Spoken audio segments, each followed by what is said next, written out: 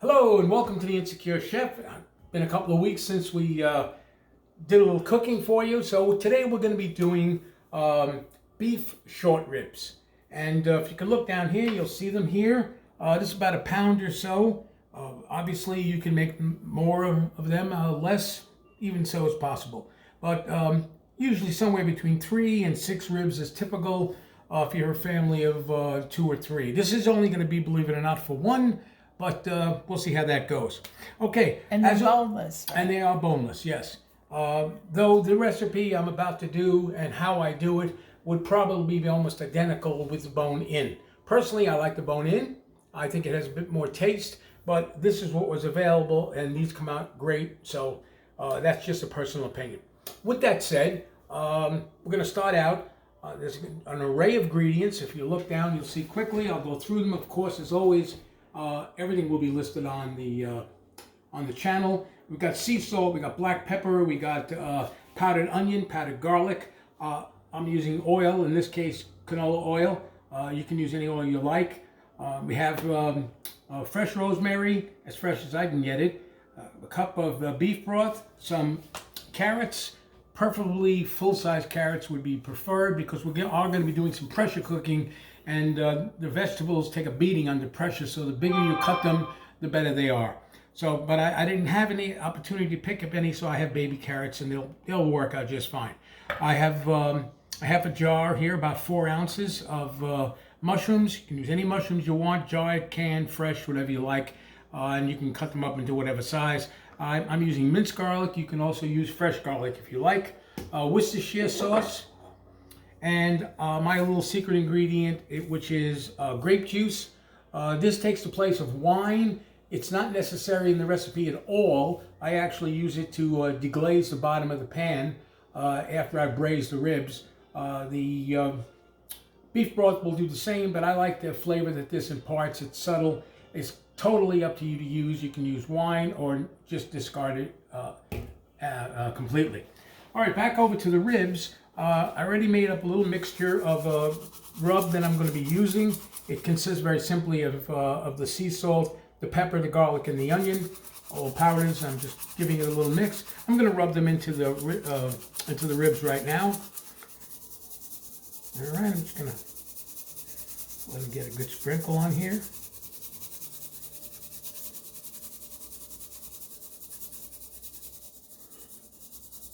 Okay, there's still some left in there. I'll try to get that onto the back. But I'm just going to rub this in right now. Like so. And as you see the big fat cap that's there, some people like to trim it. Some people take it off, which I don't agree with. It's one of the main reasons that the braised ribs come out so tender. But yes, certainly it does have some fat. You can welcome to cut it back. So I'm just going to flip these over. Get a little bit on the back end here.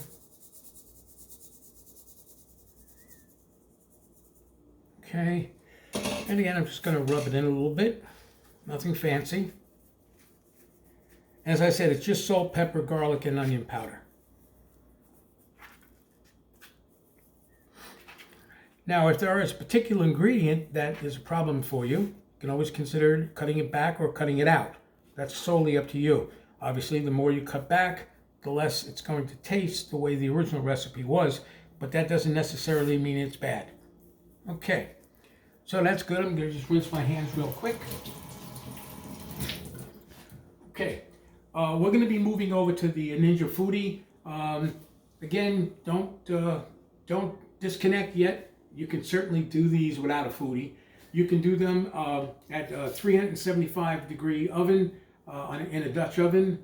Put them in there with the same ingredients you see here. You could add a little bit of olive oil, but make sure it's covered in the Dutch oven. 375, probably going to take anywhere from 2 to 3 hours. But we'll be doing it in the foodie today. But by all means, don't disregard the recipe because of the fact that I'm using the foodie.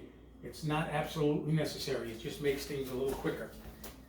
All right, I'm going to bring this over here. I got the foodie set up for sear saute. I'm just going to put some oil in right now, probably about a tablespoon or so. Okay. All right, that's in there now. I'm going to turn it on high. We're going to let it warm up a little bit, and as soon as it's warmed up, we'll get right back. Okay, we're going to do a little braising right now. So the oil is very hot. You'll hear it sizzle. I'm putting in the first one on with the fat side up for now.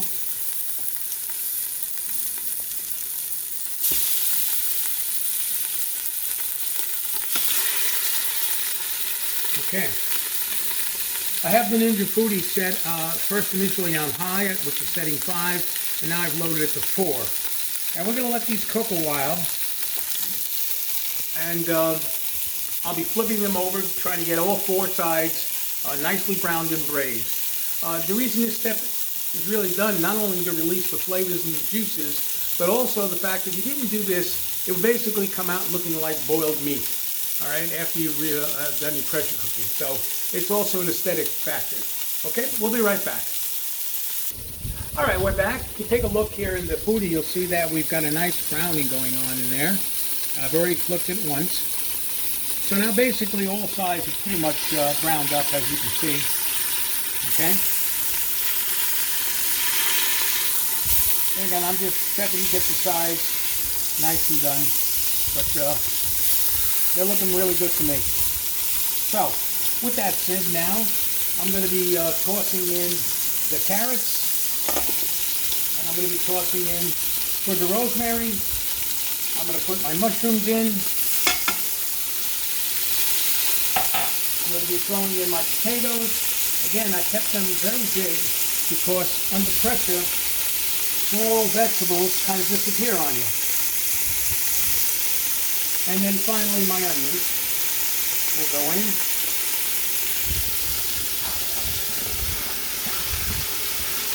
I don't know who's going to eat all this, but there it is there. And now I'm just going to give it a quick stir. And now I'm going to put in a cup of beef broth.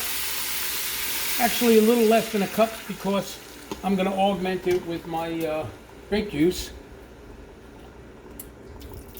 For about a total value of about a cup of liquid. You can do it, like I said, all beef broth or whatever.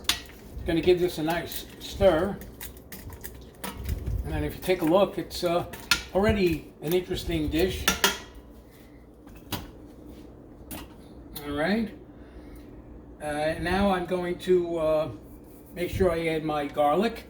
I'm using a teaspoon or thereof of minced garlic. You can use 2 cloves or 3 cloves if you like it, or none or less, or whatever you like. All right.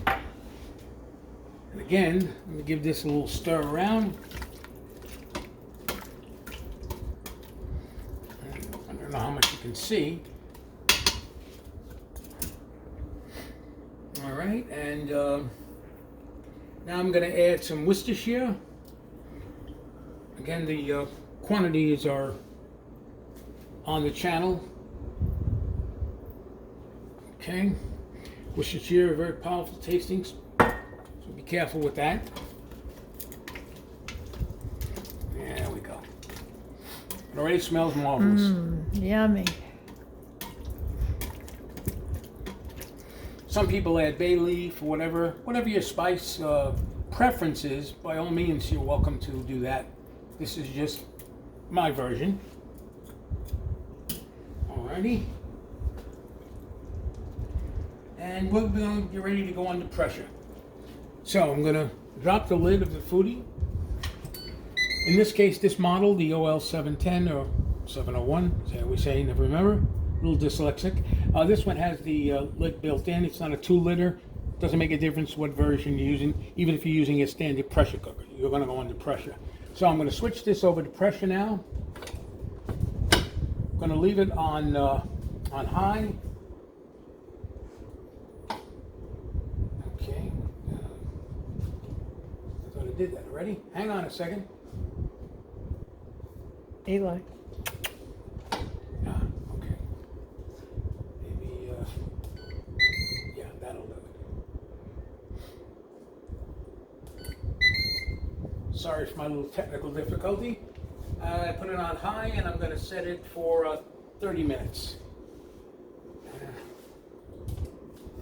Oops. Sorry. We'll be right back. Okay, sorry about that. I hit the off button. Can't win them all. Anyhow, we've set it under high pressure for a quick release when it's done for 30 minutes. So we're ready to start it up, and we'll be back in about 30 minutes. All right, we're back. The foodie is decompressing right now. It should be done momentarily. Then we'll open it up and see what we have. It certainly smells good here. I can tell you that much. It does. So, should be ready to go next 10 seconds.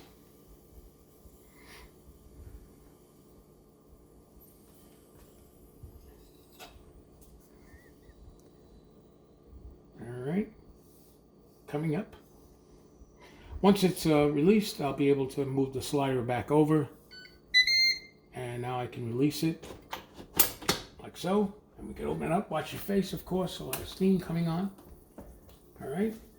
You can get in there and take a look if you like, babe. Yep. All right. Got it. All right. And I'm just checking now, make sure the meat is tender. It would appear so. All right. I'm just going to scoop some out now.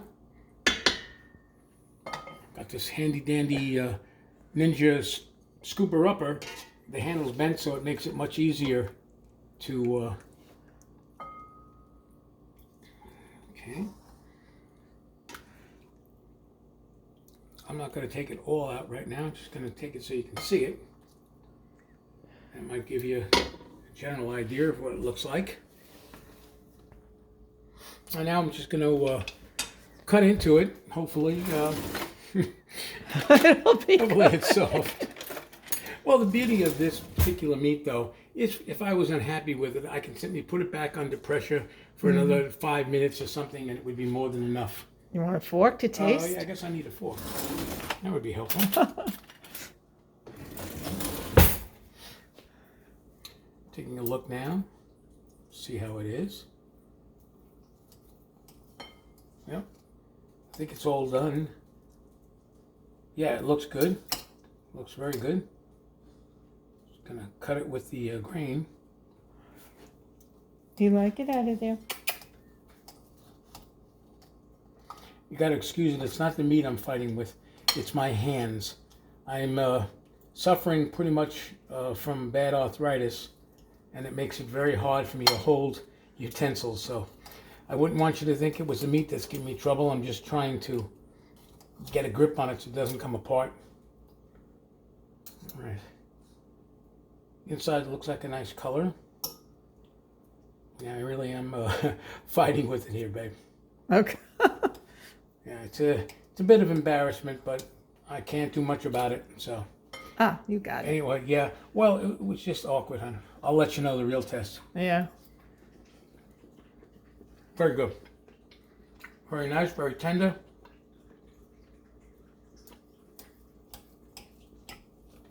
Yeah, again, trying to show tender meat and then trying to cut it with arthritic hands. Probably not a good idea. I'm going to stop here because I'm embarrassing myself. Anyway, the potatoes are done, as you can see. Or you can see the potato is. I have the potatoes. Yeah, you'll see it's just breaking apart. Yeah, the carrots. All right. The carrots are soft, tender. Okay. Breaking apart too? Yeah. Okay. You can see they're very tender. Of course, the mushrooms will be fine. So, with that said, for my lovely wife, Regina, and myself, thank you so much for joining us again. I'll try to come up with new recipes as soon as I can. I am in the midst of just beginning to put together a website that will tie into the YouTube channel. It'll be a blog type thing, so we're working on that. So again, thank you very much. Thank you for joining the Insecure Chef. We'll see you again soon. Take care.